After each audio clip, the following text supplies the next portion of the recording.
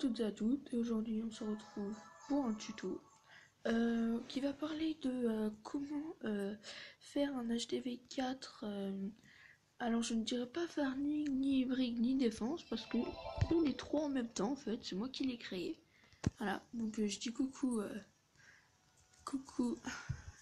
YouTube, voilà. Donc comme ça ils vont dire bonjour. Alors donc comme on peut le voir, il y a l'HDV qui est là. Comme je disais, c'est pas un farming parce que comment dire, ce n'est pas un farming. Voilà, oh, voilà, donc ce n'est pas un farming parce que il y a le château de clan qui le protège, la tour d'archer, le mortier et le canon qui le protègent. Donc voilà, donc toutes dédicaces à tout mon clan. D'ailleurs, si vous voulez venir, ça s'appelle, voilà, je zoome, Ezone85. Par contre, faut être master minimum et HDV 9 minimum, mais vous pouvez venir. Alors, donc, ce qu'on va faire, c'est que je vais vous montrer comment le faire, voilà. Donc, déjà, on prend le mortier, voilà, et on le met au milieu. Ensuite, on prend le château de clan, on le met ici. La défense anti-aérienne, on la met là. Et on prend deux tours d'archer. Enfin, les deux tours d'archer, comme c'est un HDV4. Il n'y a que deux tours d'archer, je le rappelle. Ensuite, on prend les réserves d'or. Car pour moi, les réserves d'or, c'est ce que l'on perd le plus vite. Et donc, je préfère garder ceux-là.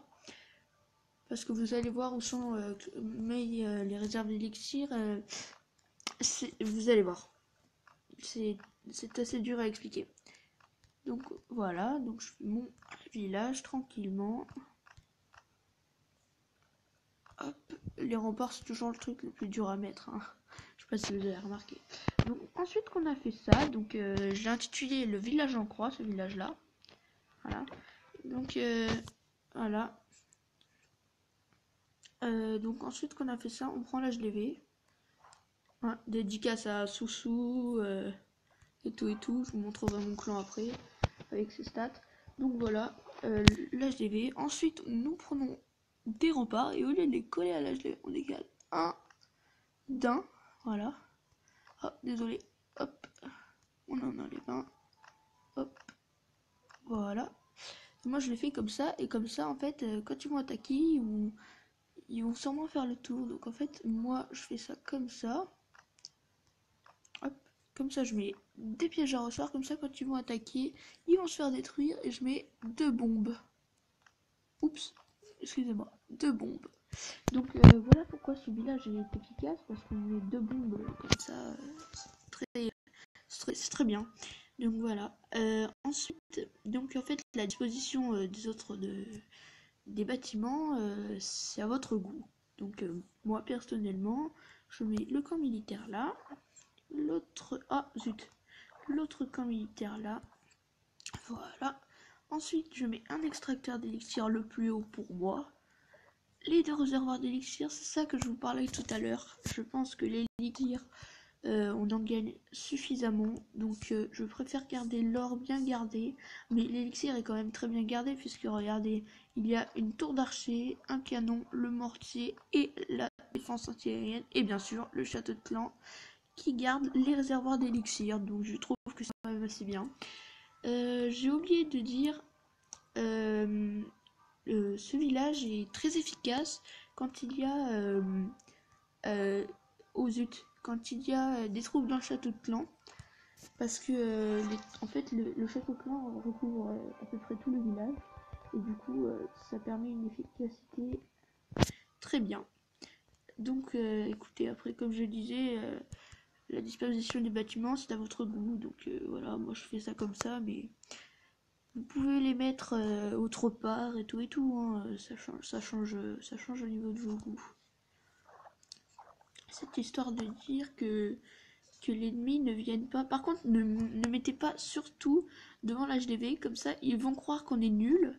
Je me suis fait attaquer par par quelqu'un qui avait 20 archers, et en fait il a cru que j'étais nul parce qu'il y avait un HDV dehors, et en fait il s'est fait détruire parce que il y avait rien, et il a attaqué, et donc il s'est pris les pièges, le mortier, la tour d'archer, etc. quoi, toutes les défenses. Puis il s'est fait détruire. Ah oui, j'ai oublié de dire, les cabanes d'ouvriers sont vraiment très importantes de les mettre dans les coins.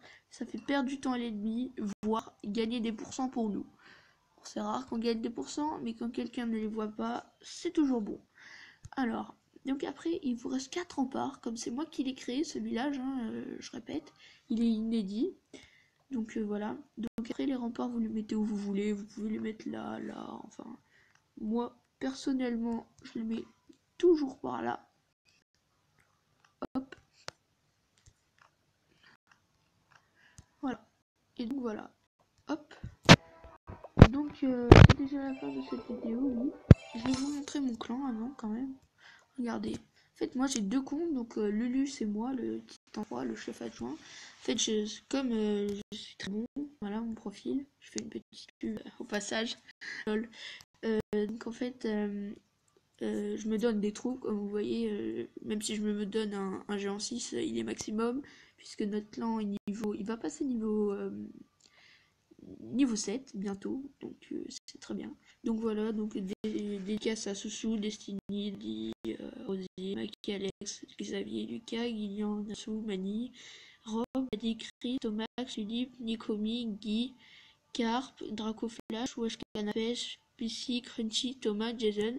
Et en fait, Maël, c'est moi, vous voyez que j'ai un tout petit compte. Et Nalia.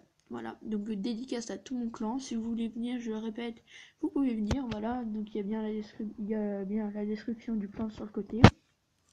Donc faut être au moins HV9 et au moins Master. Mais c'est très bien.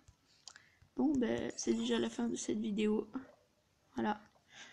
Alors, ciao.